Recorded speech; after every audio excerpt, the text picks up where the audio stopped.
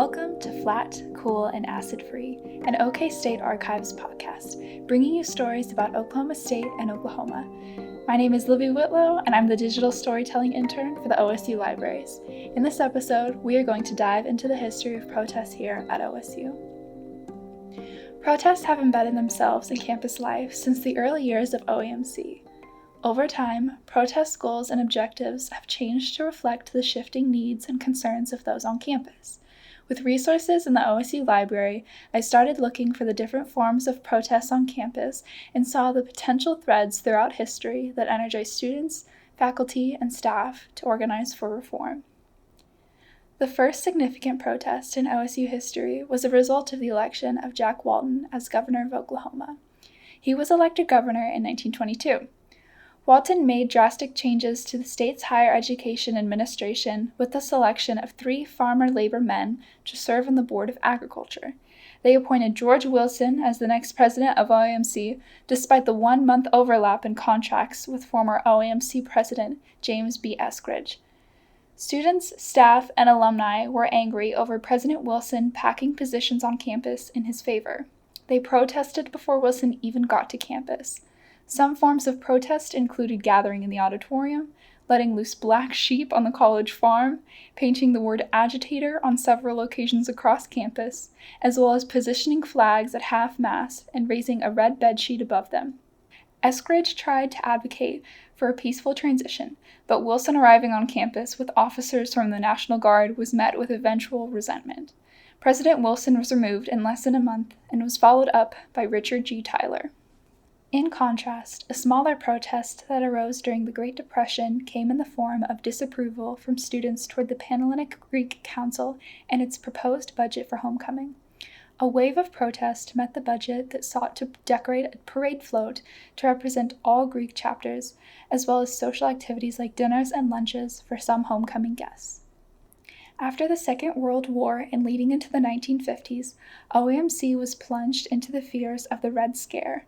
These fearful years created some small acts of dissent that would shape patriotic ideals on campus and seriously impact the university's relationship with international professors.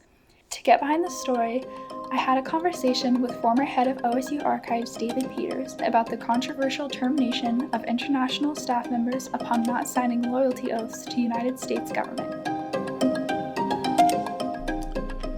So there were concerns all across the United States after World War II regarding the influence of communists.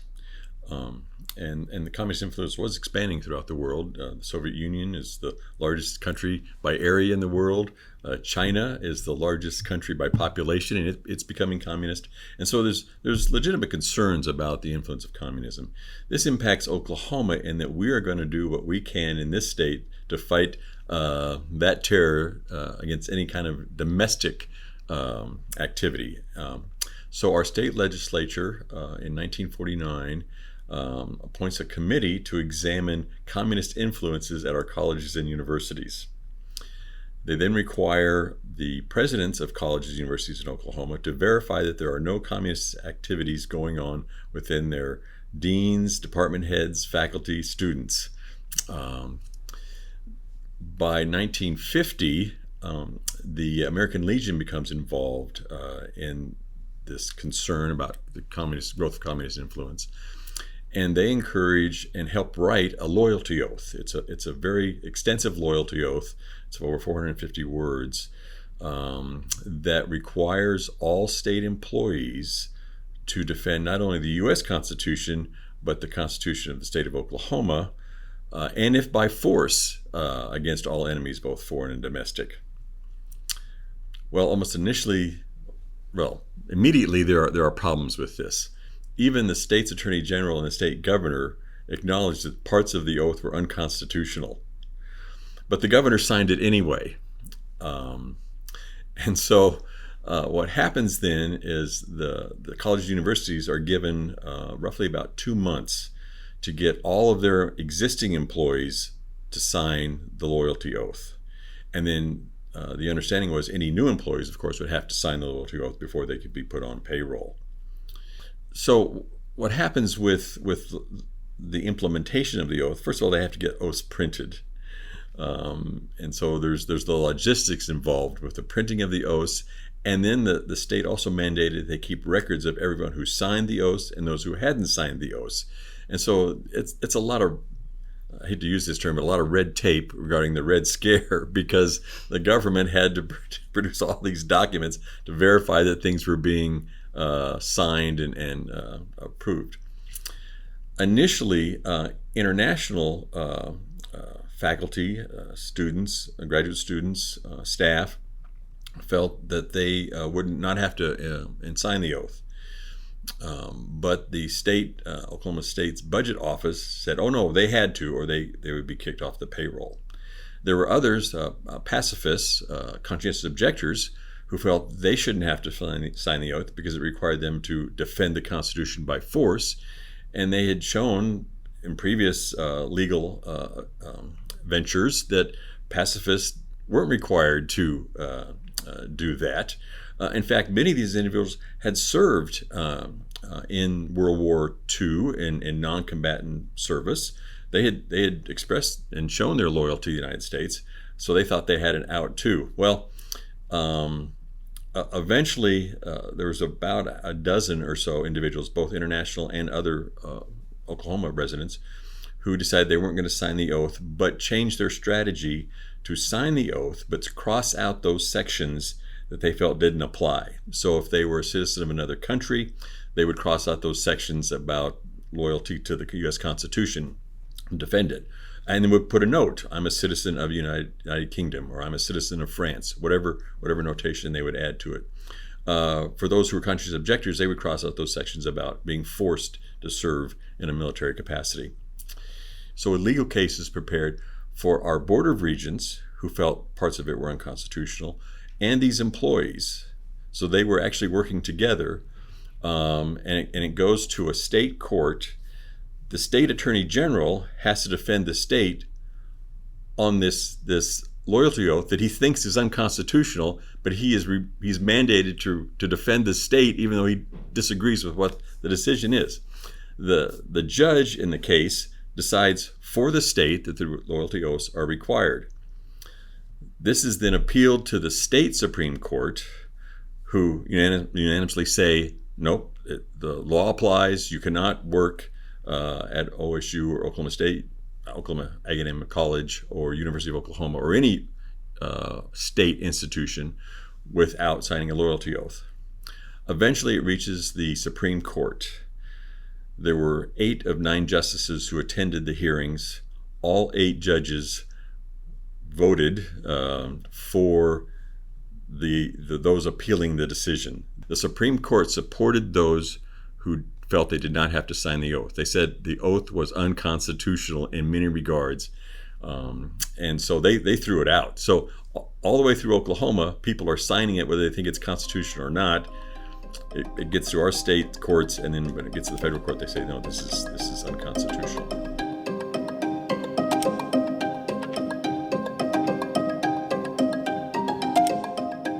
The 1960s challenged the status quo in different ways and can seem to be the stereotypical point in history where people point out large, organized protest movements. OSU followed the trend of increased student interest in social and institutional change that seemed to spread worldwide. This increase was a result of 2 strong factors, the Civil Rights Movement and the Vietnam War. The later part of the 1960s at OSU saw some serious change. Robert Comm, who had served as its Dean of Arts and Sciences, became president of the university in July of 1966. The following year would bring about one of the most controversial protests OSU would have seen to date. For Religious Emphasis Week in 1967, students elected for Thomas J. Allitzer, author of Radical Theology and the Death of God, to speak at the university. After he had been invited, President Comm revoked his invitation to speak due to concerns of turmoil on campus as a result of such a controversial figure's presence on campus. Students saw Comm's veto as an imbalance of power between him and students in their ability to choose visiting speakers. On account of this, students and faculty protested against the attack on free speech from administration. Increased global awareness influenced the nature of some movements on campus. In 1970, after the Kent State shootings, OSU students gathered together for a vigil to protest the violence and the escalating war in Southeast Asia outside the ROTC practice field on campus. In 1974, when President Richard Nixon was to give the spring graduation commencement speech, some students protested his presence on campus due to the Watergate scandal. On May 11, 1974, the Daily Collegian reported that rally groups of Nixon supporters and opponents have announced plans to gather in the International Mall north of the OSU library at 4 p.m. today. At a press briefing Friday morning, Norman Moore, OSU Vice President for Student Services, said all protests would be prior to the commencement and outside the stadium. No space is being reserved for protesters inside Lewis Field, Moore said. Rusty Calloway, spokesman for the Stillwater chapter of Today's Americans Protesting Executive Secrecy, or TAPES, an anti-Nixon organization, said they do not plan any disruptive activities during the speech. A pro-Nixon rally will be held at the same time as the TAPES gathering, according to John Harris, state coordinator for the National Prayer and Fast for the Watergate Crisis. Our demonstration will focus on the need to take a Christian attitude in dealing with a problem that affects the whole of America, Harris said. In this context, the theme of the rally is Forgive, Love, Unite. More concerns about free speech arose with another controversy on campus in the late 1980s. The Board of Regents rejected the movie, The Last Temptation of Christ, to be shown by the Student Union Activities Board.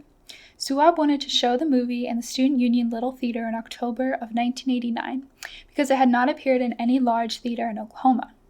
SUAB President Eric Hogley was quoted in the Ocali saying, "We're showing the film because nobody in Oklahoma has had the chance to see it, and we think people should be given the chance.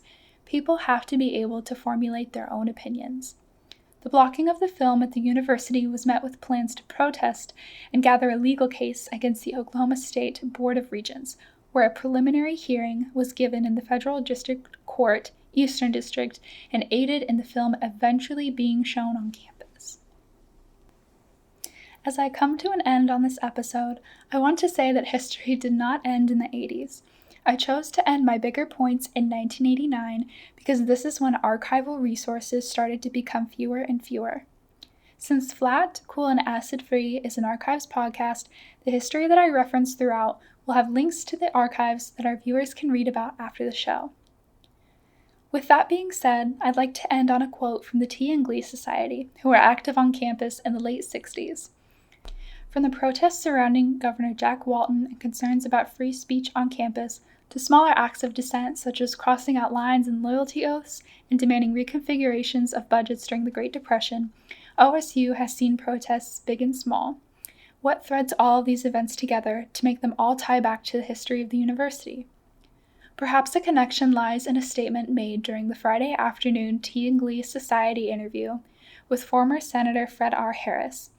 During the conversation to celebrate their reunion on campus in 2018, I heard interviewer Hank Hankla remark, "Some wise man said that violence doesn't occur when people are beaten to the bottom. It occurs when hope has been raised up and then it's squashed."